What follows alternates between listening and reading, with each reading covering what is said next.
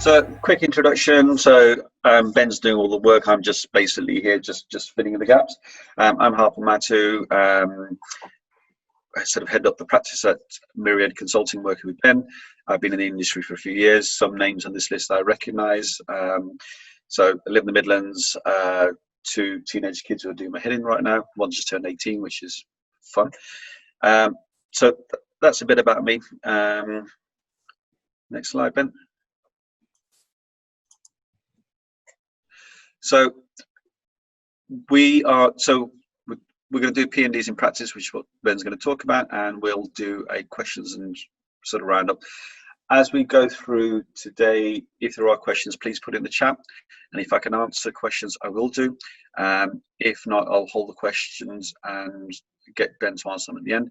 And just to let you know as well, since the last, so we've got some returning guests on this, or our fan base, we've actually been awarded Unit 4 Premier status as of last week.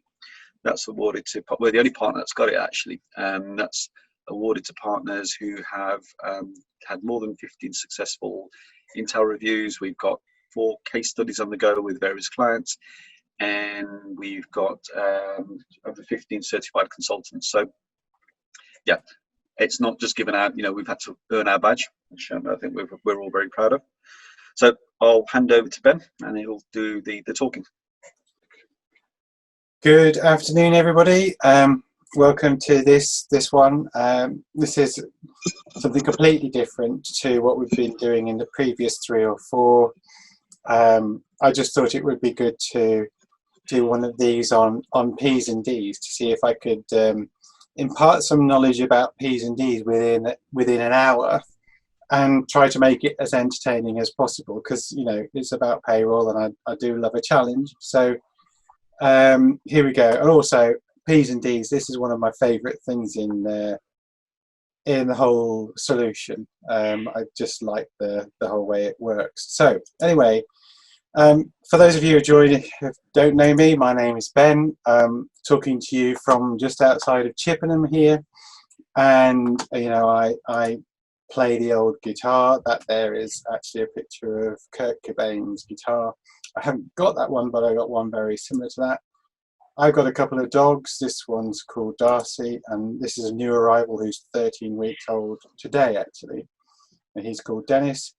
I'm talking to you from my garden shed in these COVID times. So if you hear some noises in the background, it's probably my dogs or my wife or something. So I can only apologise in advance. So P's and D's. For those of you who are new to this, and I'm sure most of you know what a P&D is, it's the calculator in the payroll engine. And a P&D register has these 5 tabs. So there's the P&D tab, there's an analysis tab, there's a base tab, there's a limits tab, and there's an info tab. Those 5 tabs form the P&D. So what I'm going to do is we're going to look in detail at each of these tabs, and then I'm going to show you, or attempt to show you, how the various parts of the P's and D's connect out to other parts of P's and D's, try to tell the story of how P's and D's are connected to things like formula value reference rates and formula rate intervals and relations on resources and all that good stuff. Again, like the other ones, we're trying to make it as informative as possible, but we're also trying to keep it sort of entertaining. So if we look at a P&D, so this is the first tab, the P&D tab, there are a number of different types of P&D. So there's a variable P&D, there's a fixed P&D, there's a generated P&D, and there's a category P&D. And I'm not too worried about the other 2 for the purposes of today and for payroll. Variable P&D, that's the basic P&D, the building block. So you're used to entering P's and D's via the variable input screen. And that's the sort of thing, sort of like a mileage claim or an overtime claim, where it's either a flat rate like an honorarium for 500 quid, or it's sort of sleep overtime or whatever, X number of units times a rate to give you that variable amount. So that's a variable P&D. The next sort of more complicated P&D is a fixed P&D. Fixed P&Ds are used for like monthly salary. So they are sort of like what I call primary P&D. So there's no P&D in the calculation before them. They are like the first sort of set of P's and D's. They're fixed in that they're regular payments to an employee. They'll be connected to the employee record in some way, and they will just churn out, do the calculation every month to calculate whatever is required by payroll. The next one is a category P&D, despite what it says in that order. So category P&D is a little bit like a fixed P&D, but it is like a secondary P&D. So whereas a fixed P&D will be like the first one's on monthly salary, a category P&D might be the pension scheme calculations based on that salary, or other P's and D's that are generated before it. And a generated P&D is a P&D that actually uses the output of previous P's and D's, but is not connected in any way. So it's just triggered based on the fact that a P&D prior to that P&D has performed the calculation, created an output, and in turn transferred it into the generated P&D for it to perform its calculation. So there's those four primary sorts of P's and D's, which we need to get heads around, and we're going to talk more about those as we go through this hour. The next part I want to focus on is the calculation rules. So within, if I just skip back here, so this section of the screen of this P&D talks about calculation rules, and it's inserted a formula. So if we look at that, we've got a formula, and it talks about this. Now that is really saying, okay, it's a formula and it's going to go to one of the DLLs that's actually loaded with the program. So every year there is the payroll update, and these will be updated for the new rates. This one is around national insurance contributions. This here is a DLL embedded within the software, and it will do various things for that particular year in which the P&D is calculated. The other types of formulas, so if we actually go and have a look at the formula register, we have a range of different sorts of formulas that we can potentially use. So in here, I've got hourly rates, monthly rates, council taxes, and all of these other good stuff which you will have heard of, but you may not be aware of what these things are, what type of formula they are. So here we've got things called a rate, we've got an interval, we've got a formula, and we've got a program. So a rate is one which is calculated within the P&D. So here we've got P1 divided by 12, and we will look at that in a minute. The program is like the one I've just talked about, so that's embedded in the DLL. A formula, we can have a look at this, is actually stated within this formula register. So if P0 plus this particular P&D, and we're going to have a look at that in a minute. And the other type of formula we've got is this thing called an interval. So here we've got interval for working out the PAYE rate, okay? And an interval is calculated in the formula rate interval screen. So here in the formula rate interval screen, this is where the banding comes in. So this is PAYE banding. We've got now the three regions. So you've got the UK, Scotland, and Wales. And you've got the different banding for PAYE for those regions. So if my salary is between 37 and 150,000, I will be taxed at 40%, and so on. Okay, so if I just step back through those things on the formulas here, I'll just go back one more. Here you can see in here, this particular formula is as stated what that is there. When we go and have a look within the formula register, there can be all these other different types of formulas. They can be intervals as well, which is how we bring through the banding. So there's banding for national insurance, there's banding for payroll, for tax, there's banding for some union subscriptions, and all of that kind of good stuff. So that's really what the formula rate interval is for. If we go and have a look at this section of the screen here, so I've talked about the different types of P&D. We've talked about bringing formulas into here from the formula register or the formula rates interval. In terms of bringing values into P's and D's, because a P&D is just a calculator, then in here, this is where we actually introduce the values that might be used in this formula. So in here, we've got 6 slots, if you like, P0, P1, P2, all the way through to P6. Now, the final value that a P&D is trying to calculate will be populated in P6, which is why this is blank. But we have 5 slots where we can bring other values into the P&D for calculation purposes. And in this one here, which is P0, sorry, we have 6 slots because there's a 0. This here, $P6, is basically a shorthand for saying an amount from P's and D's. So this, if we look up here, is a generated P&D. So there will have been P's and D's that have done a calculation before this one, and they've then fed their results into this P&D, and we're going to use those results by bringing them in here to put into that calculation. If I can just clarify that a little bit better, what we're saying here is I've got 3 P's and D's. I've got 2 variable P's and D's, and I've got a fixed P's and D, fixed P and D. They are going to do their calculation, and they're going to produce a result which they're going to put into this P6 value. So once they've run, the P6 value will be the result of whatever the calculation is that they are doing. That result then, it could be fed into a second P&D. So in this P&D, it's using the output, if you like, from these 3 P's and D's, and it's passing its result in turn onto another P&D. So what we've created here is a little bit of a daisy chain where the results from here are being transferred to this P&D, and from those P's and D's, and then the result from this P&D is being transferred to the generated P&D, and which is why in here you can see that where it's come from.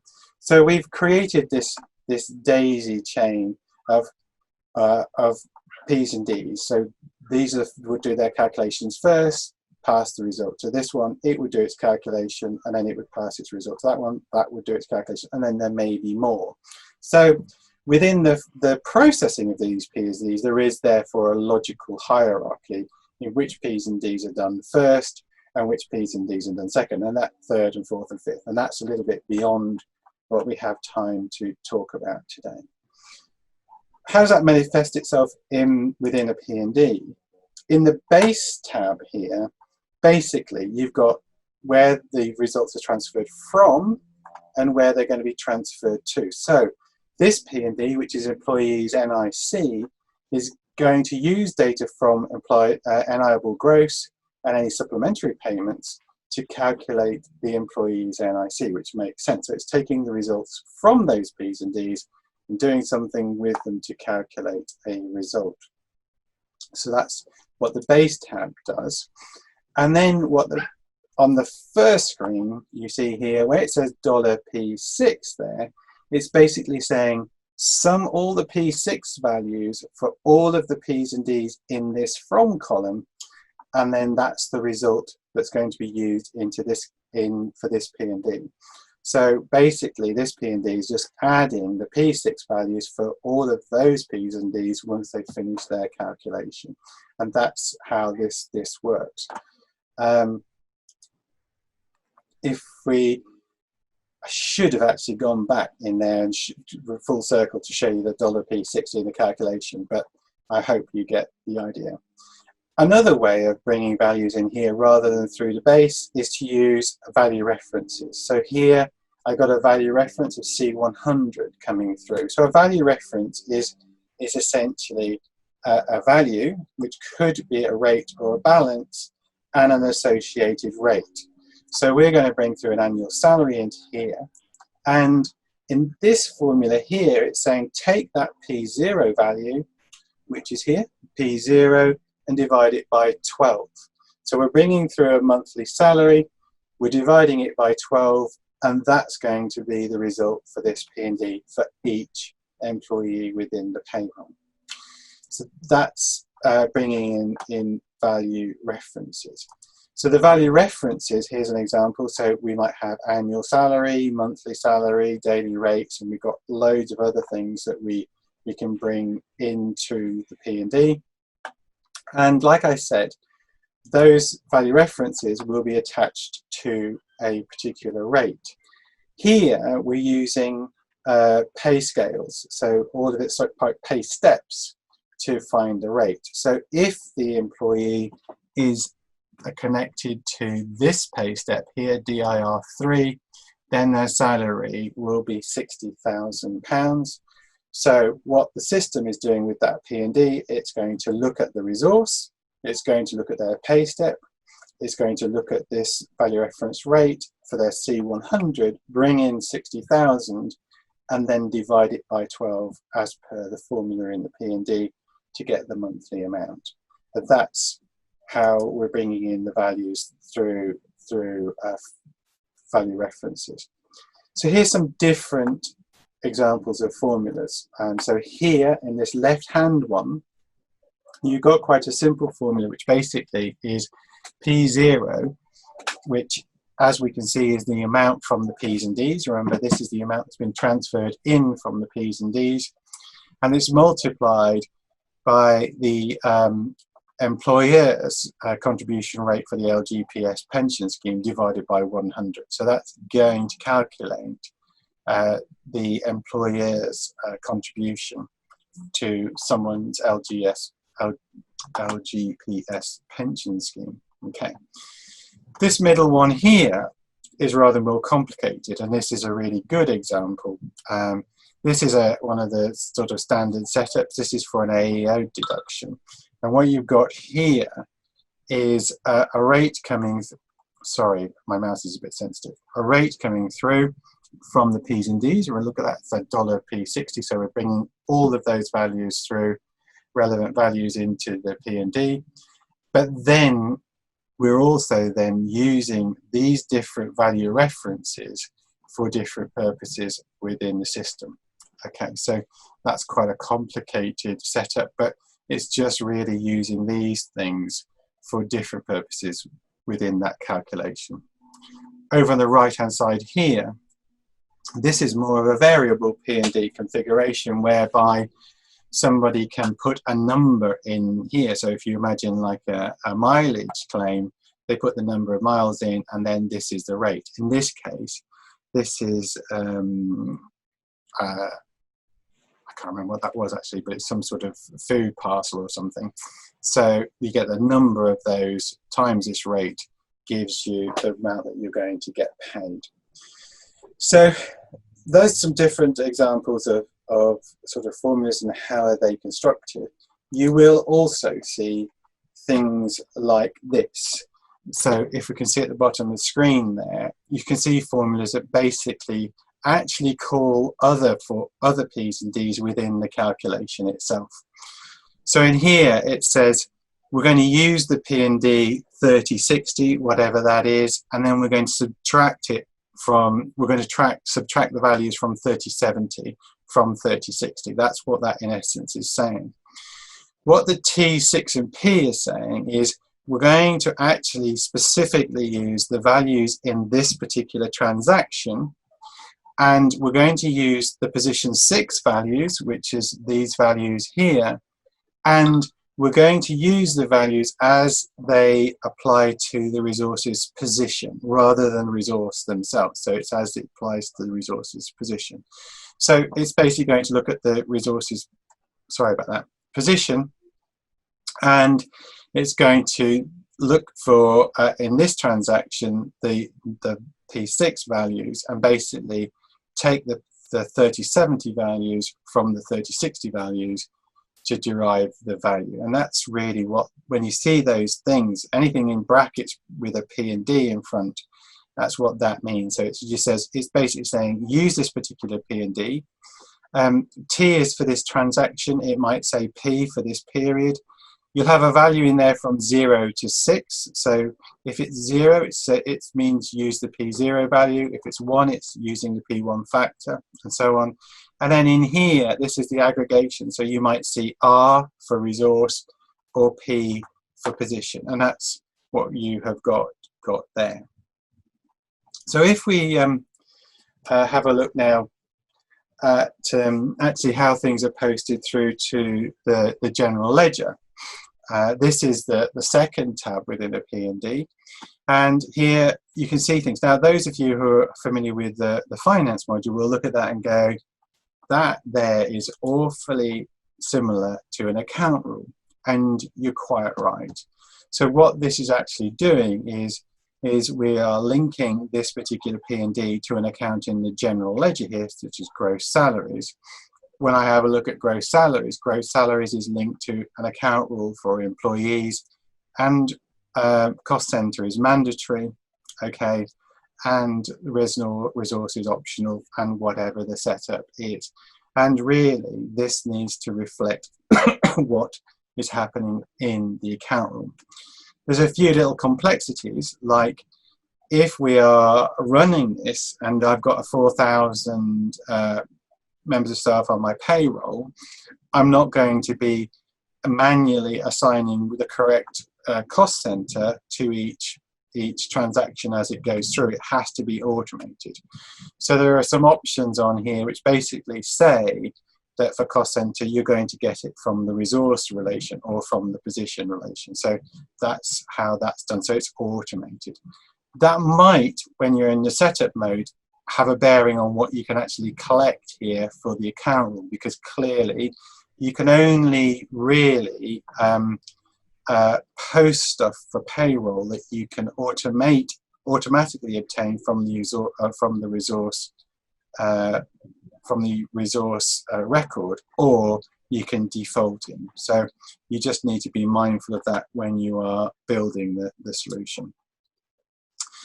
Limits are used, so in here we're either updating a balance, so it could be, this would be a U, the U values tend to be the nickable page date, the taxable page day, and all that kind of good stuff. So every time we run the payroll, those balances are being updated.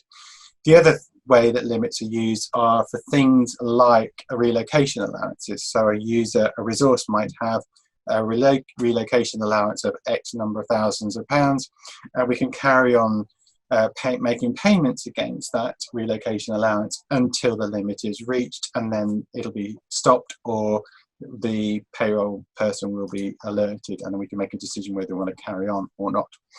And the info tab really is used to define what we want to print on a pay slip. So it doesn't in itself trigger these things to be printed on a pay slip. That's done in another area of the system, but it actually controls what is put on the pay slip. And the standard one is the print position is people normally have just that checked, and that's pretty much it for that.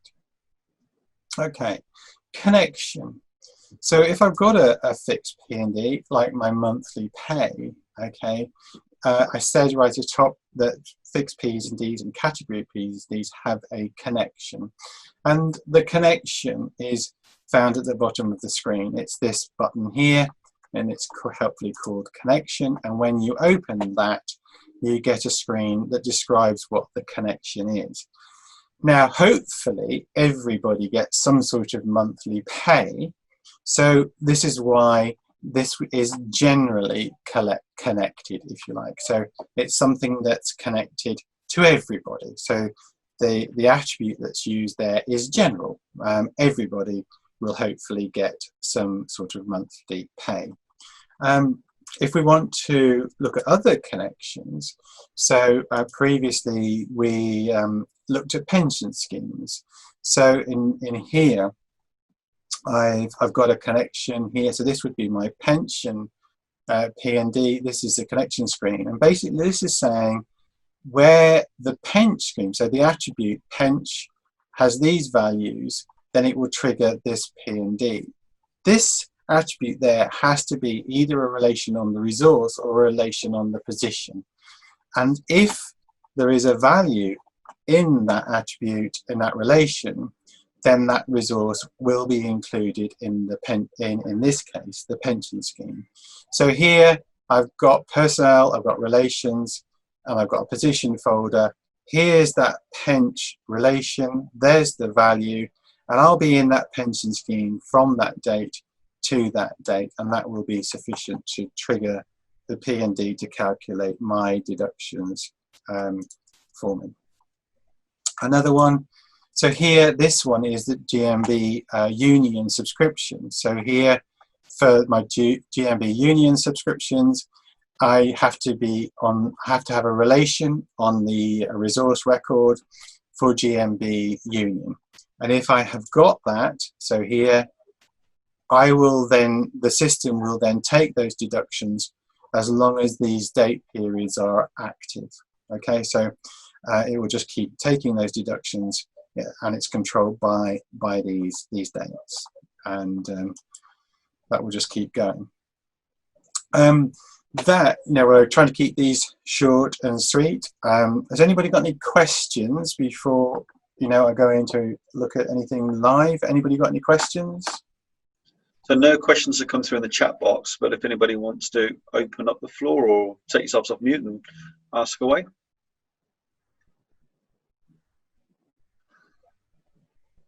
I'll take that as a resounding no then. You've obviously blown them all away, Ben. They're all so excited by this whole thing. Is anybody there? Other than me and you?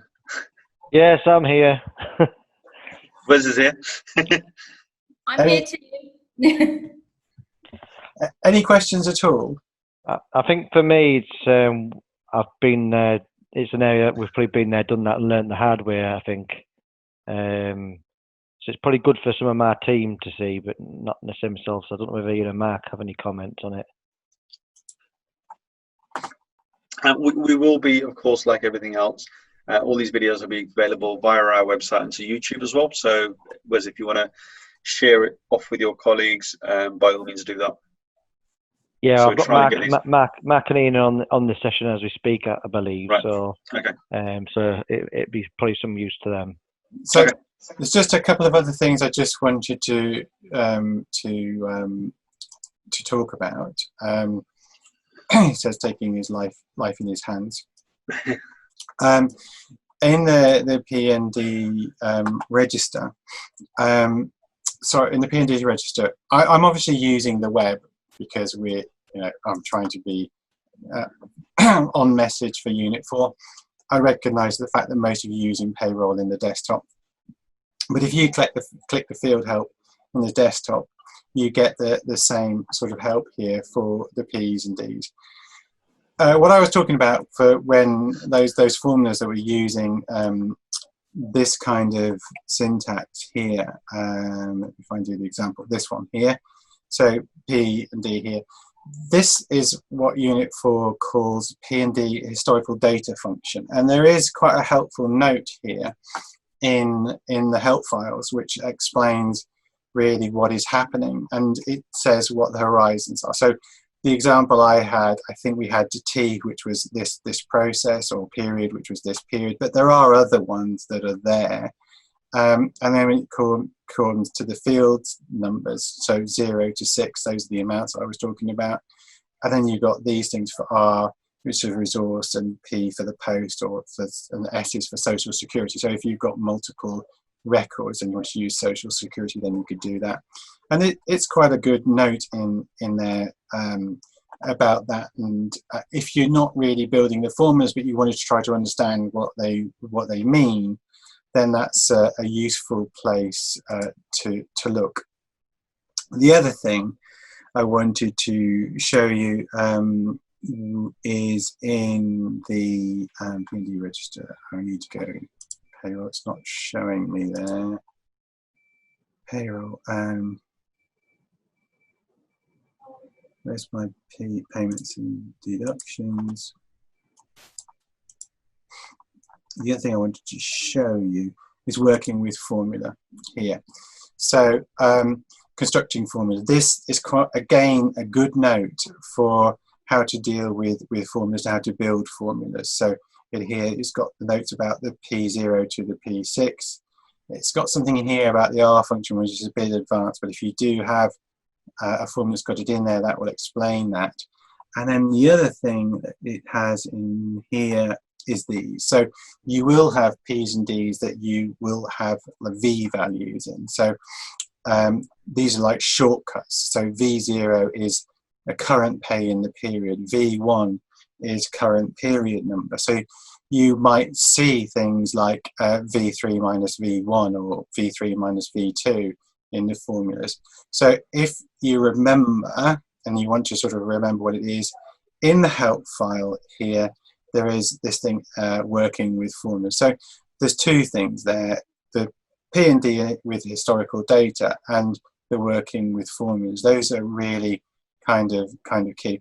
There are some other ones in here about the age function and the select function, but those are the two main ones that will help you decipher what the formulas are that you see. Over on the right hand side here, things I didn't really talk about during the first part was here you've got the ability to change the sign. So the P&D is going to do a calculation, which is fine. Normal means whatever the result is, that's what we want to publish into the P6 value. But if we want it to be always a credit value, then I can select credit. The credit actually changes the P0 value and the P6 value to be a credit, but the credit amount just changes the P6 value to be a credit. So that the P0 might still be a positive number, but the P6 would be a credit number. You could force it to be a debit, and that's fine as well. The date limits here, if you want the P&D to actually calculate if the benefit or whatever it is midway through the month, then you're going to use the transaction date. So the transaction date needs to be selected. If they're going to get an amount and it's not date dependent, then no limit is required. And then you've got other things like work schedules based on hours or days, which could be used. The main ones you will see is either not limited or not limited, or the transaction date, and that's what that is. Active, they should all be set to active. Don't worry about the deduction priority. That's used in AEOs where there is a deduction priority. So if I can only be deducted something if I've earned enough money. If there is a back pay set up, then it would be put in there. If there is a P11D reference, it will be put in there, and you've got these sorts of things. So if this is a P&D that's related to cars, and that's the fields it needs to populate in the P11D, then that will go into there. And you've got a rounding button there. Normally this is set to 0.1, and that's fine. You've got here additional options, so year totals, text, and position.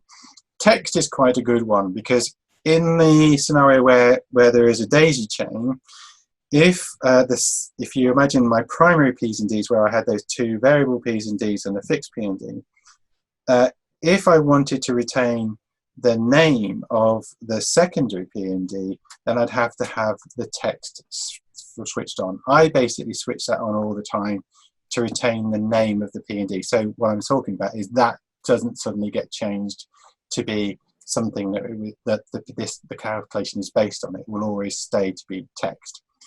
Position is often checked, because if the relation is based on the position that we're going to be using. Suppressive zeros, yes, we can do that. So it's not going to calculate anything if it won't show anything if it's 0. And then we've got other things to use there, which are sort of beyond what we want to talk about today. I've got my analysis tab, which we've talked about. Come on. I got my analysis tab, which we talked about. And basically, this is, remember, looking at the account rules. I've got two sides here. So this is what's going to be charged through to the P&L typically, and this is the balancing account. So this could be, if it's blank, it's going to go to net pay. if there's an item in here, it's going to go maybe to PAYE or to NIC contributions or whatever it's going to go to in the balance sheet, and then might be formed part of third-party payments later on once the payroll has been run. In the base, I just got my transfer to here, and I haven't got any transfer from. It's a little bit different view in the web. In the desktop, you always get the two columns. Limits we've talked about, and the information. So that really is my introduction to the exciting topic that is payroll and P's and D's. Like we know, quick canter through all of this stuff. We're putting all of these onto the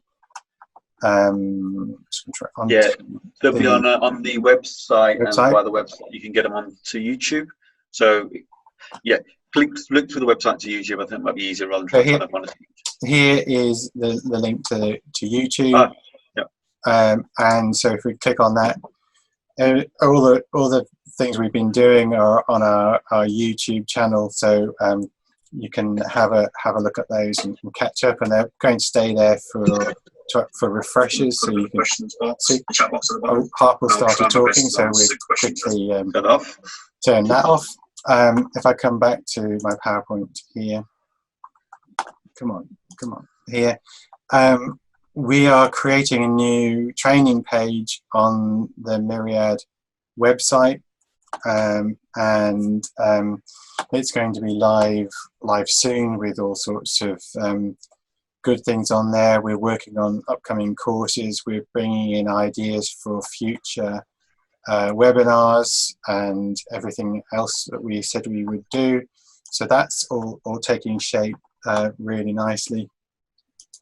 And I think the final thing is, if there's no more questions, I can leave time at the end for any more questions.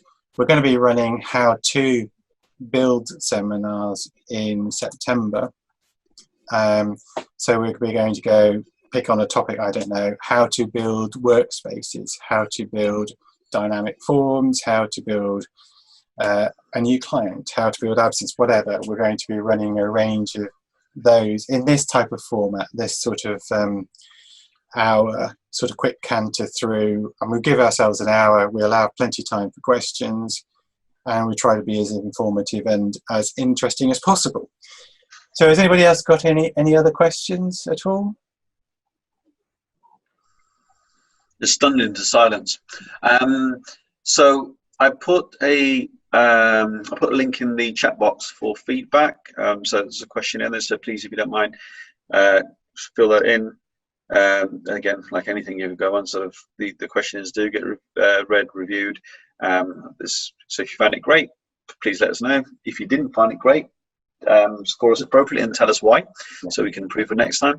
But we are looking to sort of restart this again in September. So just a show of hands, sort of, because I know we've got some sort of returning guests here. Show of hands, tick boxes, or sort of thumbs up. Has this series been helpful to you? Good. And so we will be repeating these again in September. So watch this space. That's probably all I can say for the moment. So yeah, please do. Is the information pages link available? I think that is available. Was that the one that there was an issue on one of them, wasn't there? Information. Come back to that, Neil. Information pages, I think I might need to record again. That's the one we need to do again. We had a problem with that. Yeah, we had a problem with that one. Yeah. I just got to record that one again. It's on my list of things to do, and it'll be going up in the next 10 days. Yeah. So it's good, Neil, that you're following the website, which is great. So that's helpful. Okay. So if there's again the link for the feedback is on online. So please take a look at that. So if there's nothing else, we bid you farewell, and we'll see you again. Well, have a good summer. We'll see you again in September.